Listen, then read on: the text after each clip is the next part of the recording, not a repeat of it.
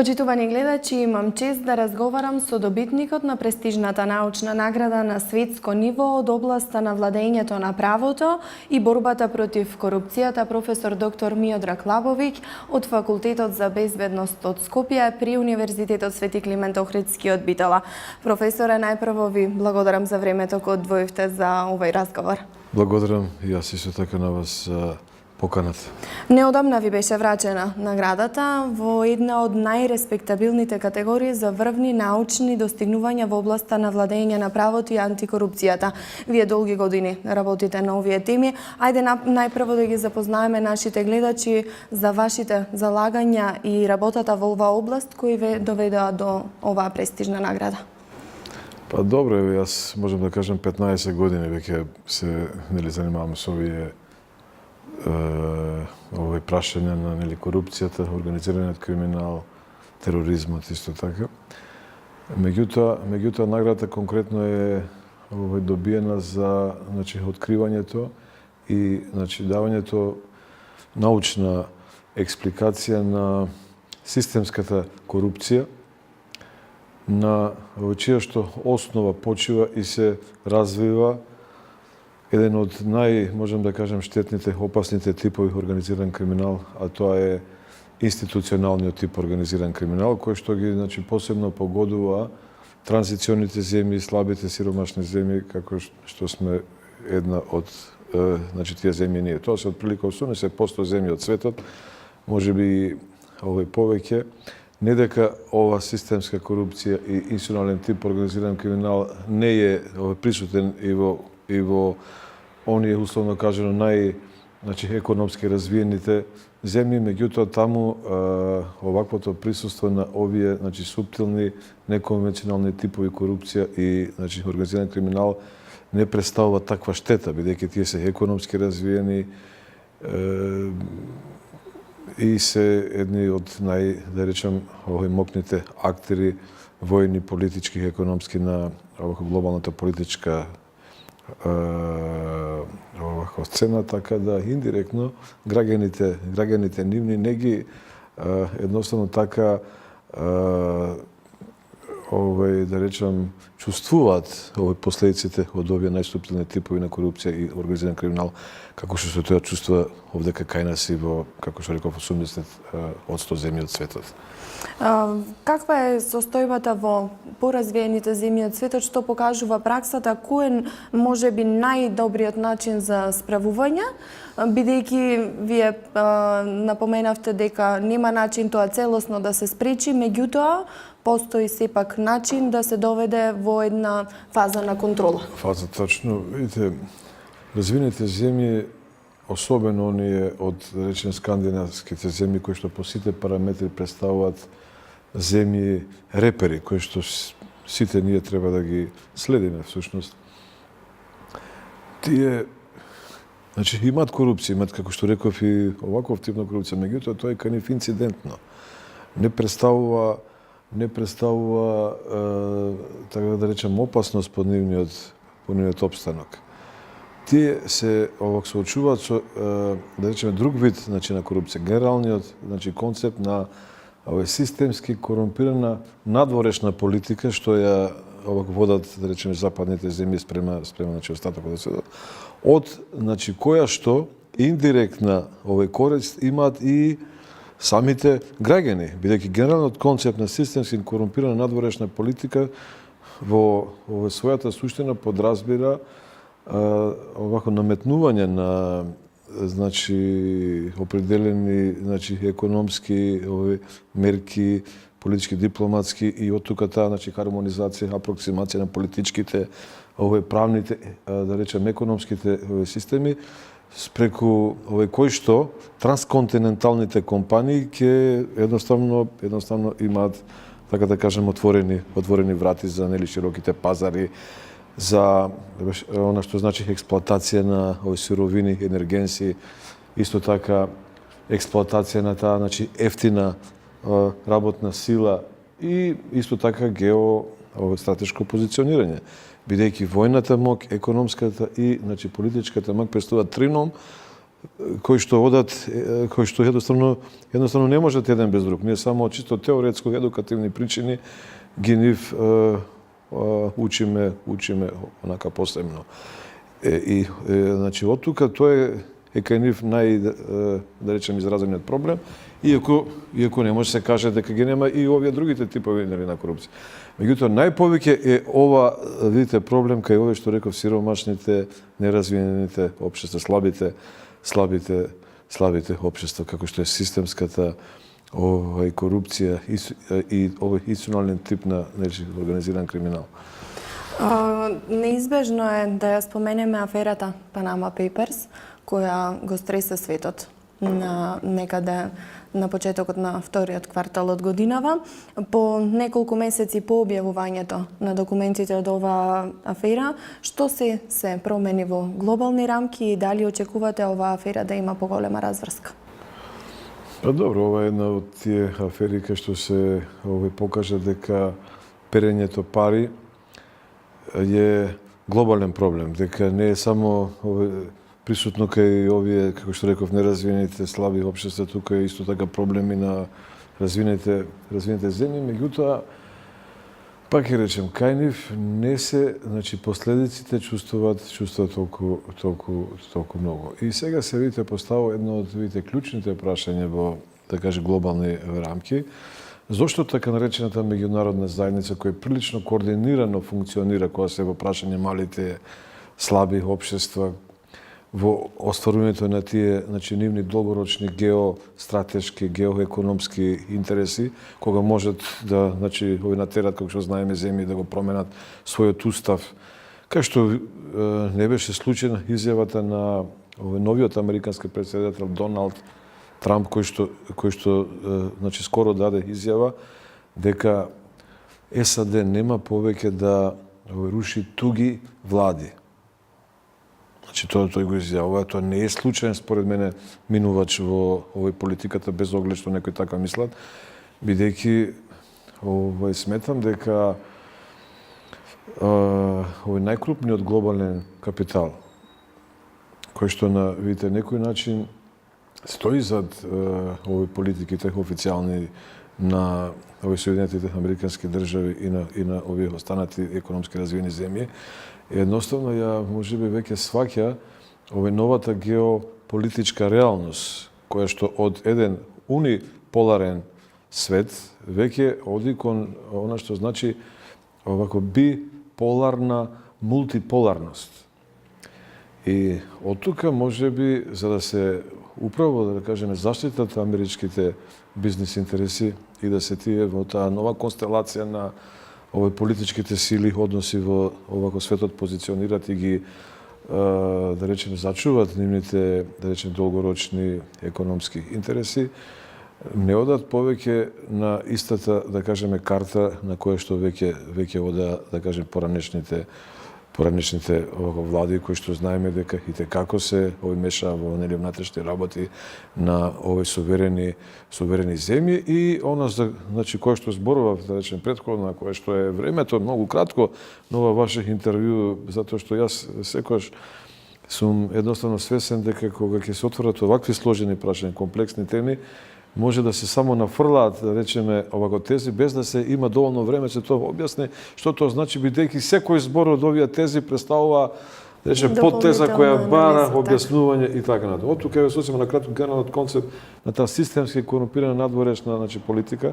која што се остваруваше, која што е стара практика, само од моја страна ново, значи, овој осмислен теоретски концепт на сите тие, да речеме, подлабоки причинско-последствени поврзаности, на тие, да речеме, длабоки противречности на овој современиот капитализам, кој што едноставно неминовно генерираше да сето тоа едноставно мора да биде така. Можеби сега идеме во една сосема нова, да кажеме, ера, етапа. Тој, да речеме, премин нема да се изведе така одеднаш овако брзо, меѓутоа можеби во овој, да речеме, нов период ќе бидеме сведоци. Јас сум во, значи, прилична мера сигурен дека тоа ќе биде така, доколку не се овој драстично промени овој политиката што ја, значи, самиот Трамп најавуваше, дека сите тие суптилни мешања во, да речеме, внатрешните работи, најпрво преку дипломатски, политички, економски мерки, ако тоа нема да даде резултат, се како ултима ратио прибегнуваше кон воени интервенции, како што знаеме, нели, сите од поновата историја, се со цел да се остварат оние, како што реков, долгорочни геостратешки интереси. Сега перењето пари беше темата. Зошто овие сили кои што сето тоа може да го направат на таков начин, а сето тоа под изговор за заштита на човековите права и слободи, за спречување хуманитарни катастрофи и така натаму, не стиснат и не ги притиснат малите островски земји, така наречените офшор земји, кои што значат преку обален финансиски рај, да тие бидат подписнички на сите овие меѓународни документи против перење пари, корупција, организиран криминал и на тој начин да се едноставно отвори таа врата за така да кажем, агенцијската соработка за размена на овои податоци, бидејќи не можете вие да имате успех во таа борба против перењето пари,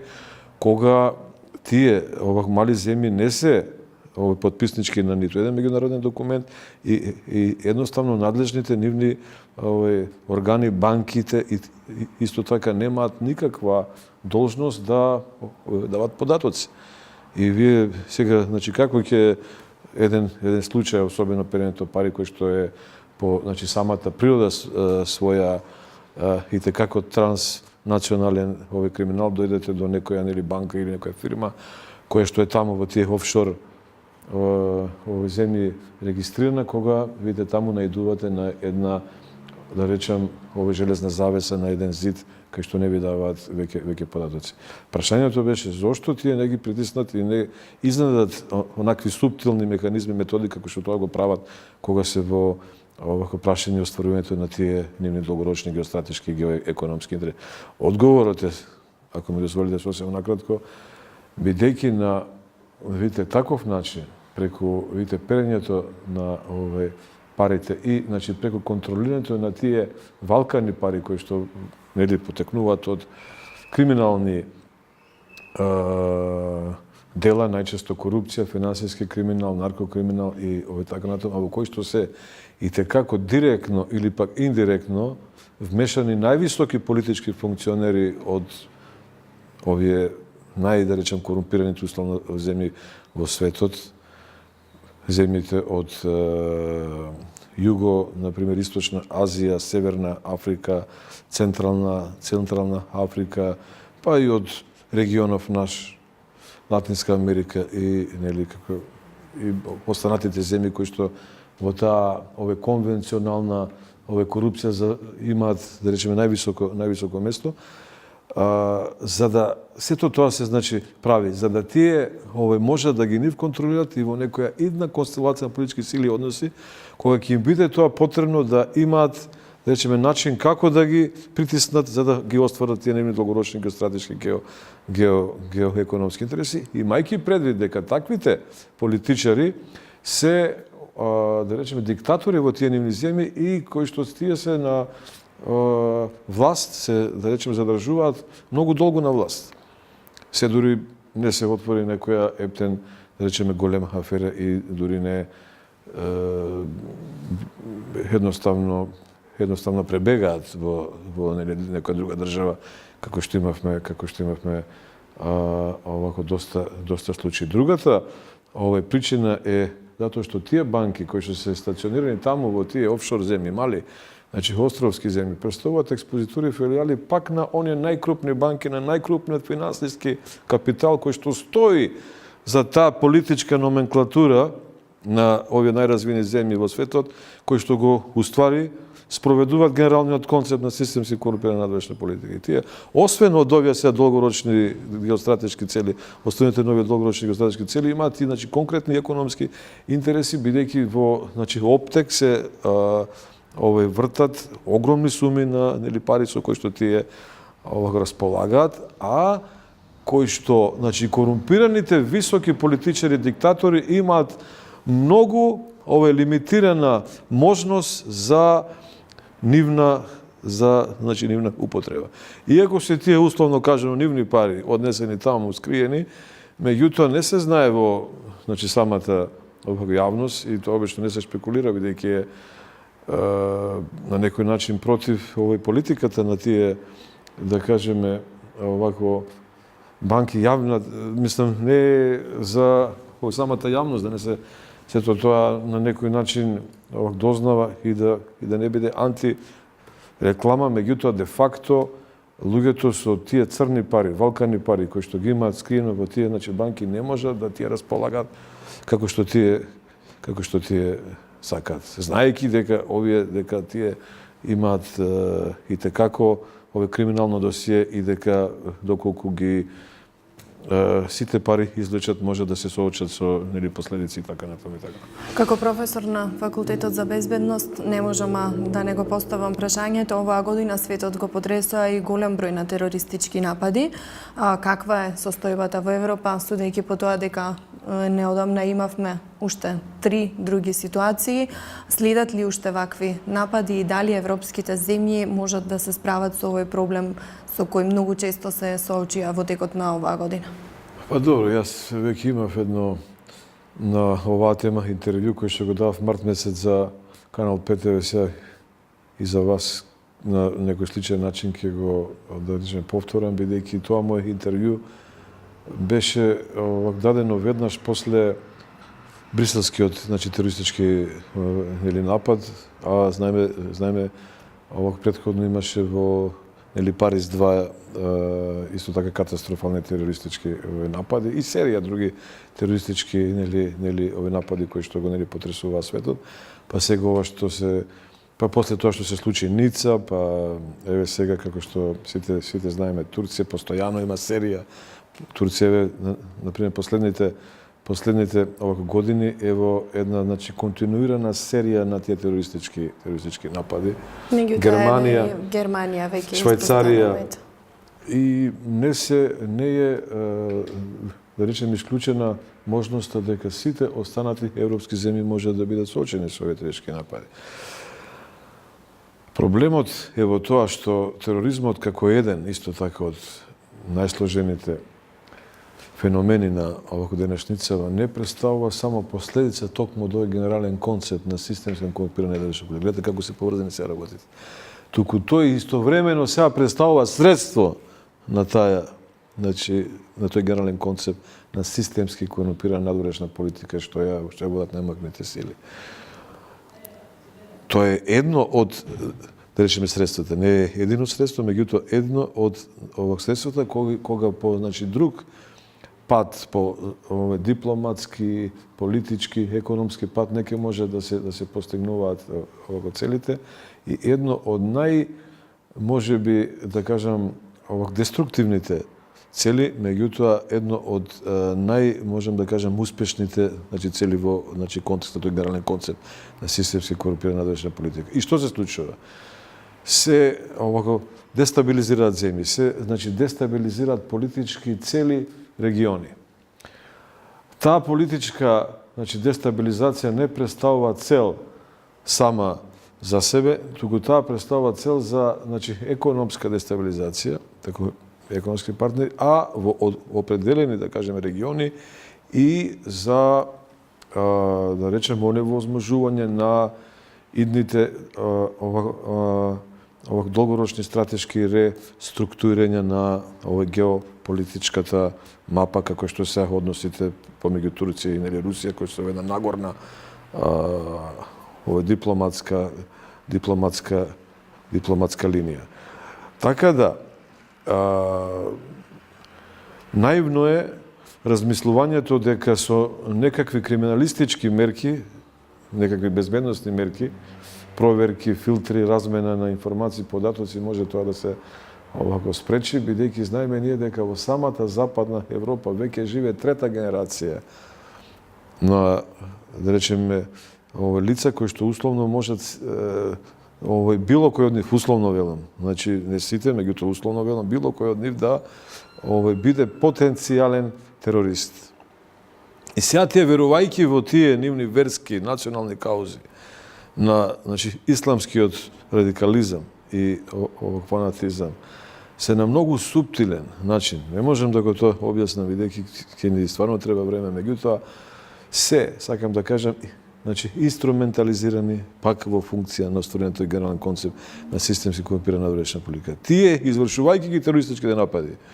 извикуваат пароли, превземаат одговорност определени терористички организации кои се стојат за тоа. Но тоа не е, видите, крајната овако дестинација, тоа не се крајните наредбодавци кои што го тоа извршуваат, бидејќи се сите тие инструментализирани. И тие не знаат, односно самите директни извршители кои што го тој терористички напад извршуваат, не знаат за кого всушност работат и за каква агенда фактички остваруваат цели, верувајќи дека остваруваат цели од нивните, како што реков, верски и национални каузи за, видите, кои што се тие спремни животот да го дадат. Бидејќи, зошто го се ова велам? Од кои причини? Ланецот, синџирот, во таа хиерархија на нивоата, хиерархиските нивоа на тероризмот, гледан на еден оваков начин, во една малку подлабока социо-криминолошка, а не само криминалистичка смисла, оди од оние, највисоко идеолошко политичко ниво, зад кој што стои најкрупниот глобален капитал. Па, понатаму преку политичките номенклатури, позиционирани во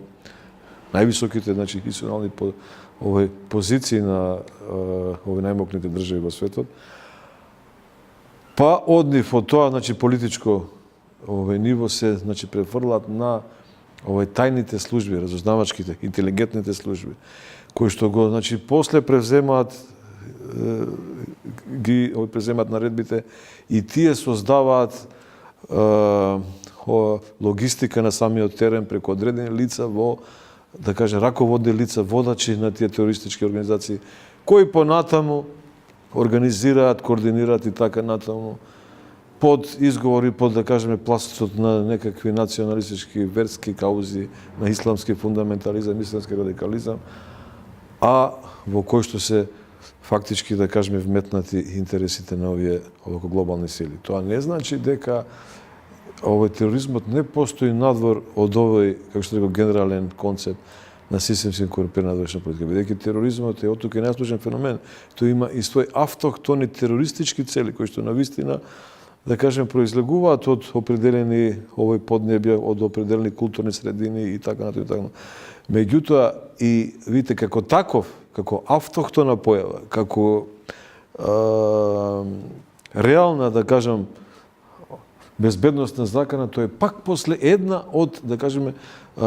причините за него, една од основните причини за него е, меѓу другите, причини е пак, генералниот концепт на системски корумпиран. И оттука ќе завршам со она што веќе почнав. Тероризмот, представува последица на генералниот концепт на системски корумпирана надворешна политика, која што е една од причините, повеќето причини за тероризмот, но истовремено тероризмот представува орудие, средство, инструмент, како сакате, пак во функцијата на остварувањето на тие, како што реков, долгорочни геостратешки, геоекономски интереси на генералниот концепт на системски корумпирана надворешна политика. Многумина интензивирањето и зачестените терористички напади во Европа го поврзаа со мигрантската криза со која се соочи овој континент. Република Македонија се најде на рутата на мигрантите. Доколку има таква поврзаност со мигрантската криза, дали Македонија е на ризик од терористички напади? Пак, видите, Македонија е на таја рута и тоа го едноставно покажува геостратешкото значење на нашата земја. Гледаме дека, видите, колку и да се сака да се одбегнува, мада имаше и некои сосема други мислења дека не само од географски, геостратешки аспекти, туку и од некои можеби други политички и така натаму аспекти се намерно бутка ова рута, меѓутоа јас не сум баш сигурен во сето тоа и сметам дека Македонија, без оглед на тоа што е мало парче земја, таа, значи коридорот 10 и коридорот 8 сепак представува едно многу значајно парче кое што е, видите, битно за овој контрола на големите сили. И од тука во односи на ова што ме прашавте дали значи евентуалните нови миграцијски бранови можат да ја погодат Македонија, секако дека ние може да бидеме една од најпогодните земји. Меѓутоа, терористички напади не е како, видите, можност исклучено. Не можем ја да кажем нема да има. Како инцидент можно е да има, но ние не сме овој првенствена цел. Бидејќи првенствена цел се оние земји кои што се, да кажем, водечките земји и кои што се овој носители на тој генерален концепт на системски овој корумпирана надворешна политика. Меѓутоа, Македонија, пак ја речам, и освен тоа што е на оваква една, можеби, овој значајна геостратешка позиција, таа, да видите, не забораваме дека и со една, значи, хетерогена национална структура, хетерогена верска структура, во, значи, кои што известни изолирани, да речеме, случаи поединци можат да го сето тоа искористат злоупотреба за остварување и на некои нивни овако цели кои што можат и да се вон, да кажем, контекстот на овие, ова, што би рекле, глобални процеси, тенденции. Професоре, јас уште еднаш ќе ви се заблагодарам за одвоеното време и за овој разговор. Се надевам дека барем некои од поентите ги пренесовме на нашите гледачи, како што и вие кажавте, на овие теми може уште многу и многу да се разговара. Се надевам дека ќе имаме прилика и во иднина повторно да разработуваме вакви теми за нашите гледачи. Благодарам на вас. Почитувани гледачи, тоа беше разговорот со професор доктор Миодраг Лабовик од Факултетот за безбедност, владењето на правото, корупцијата и секако она што е актуелно, најактуелно во светот во изминатата година, тероризмот. Ова беа темите кои ги обработивме. Ви благодарам за вниманието.